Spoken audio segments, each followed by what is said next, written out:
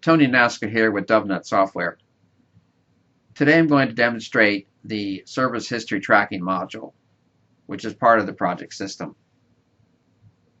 The service history tracking module was designed to let you track the profitability of service contracts.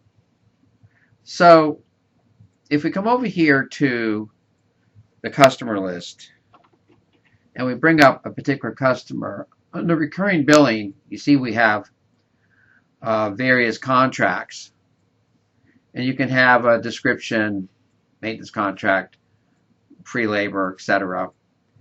And what we can do is start a new service ticket and associate the service call with the contract. And then later on, we can run a report, service history detail report, showing you all the hits against that contract and the profitability or the lack thereof of that contract. So we come over here to new project and we say service call related to contract, like so. And then we just start a service call like we normally would, using the next service number, like so, and possibly ship addresses, etc., whatever is normally happening on the new project screen. And we put it into our normal service ticket status, give it a title, system down, 100% on the probability because we have the service call, of course. And then we go ahead and make project, like so, spell check. And then we can dispatch it out to the technicians and do all the normal things to process that service call. Later in time, when you want to run a profitability report for that service call, and incidentally, that service call in this case is going to be found under the, I'm going to refresh here, and you see that service call just showed up here under open service calls. So eventually this service call is going to be cleared out, and we can go back to our contract and say, now run a service history detail report against that contract. And so that just brought up listen status, and it generates all the service calls against that contract. And you see here, we have a contract of $4,000. That's coming from the contract itself, the recurring contract, and there could be different frequencies. Frequencies times the price comes up with a total. And we did some additional billing on some of those service calls. And so we had 5 calls against the contract, including the one we just started today. And then we have a total cost of that figure. And so with our contract price, which is including additional billing, minus the cost, we have that profit, and there's our profitability on the contract, including the billing. Now, if you didn't do any billing, of course, then this would be additional billing past the contract, and this would be a losing scenario. But since we did some billing along the way of some of these service calls, like or not free labor or not free parts, still have positive money, so our project made 14%, which of course is losing money. We need to definitely increase the contract because 14%, doesn't get the doors open. Let's look at a different project. Okay, so we'll come over here and run the service history detail report against that contract. And see now, different case, we've got a $600 contract and we've only had one call with no costs.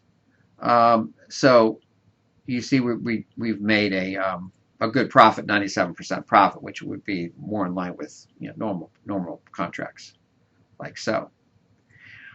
Now I should tell you, you can also run this report from Listen Status Direct, and that would be to come over here to Listen Status, a project number, Special Reports, Service History Detail, and then Begin, and we get the report from here. But obviously it's easier to run the report from the customer list.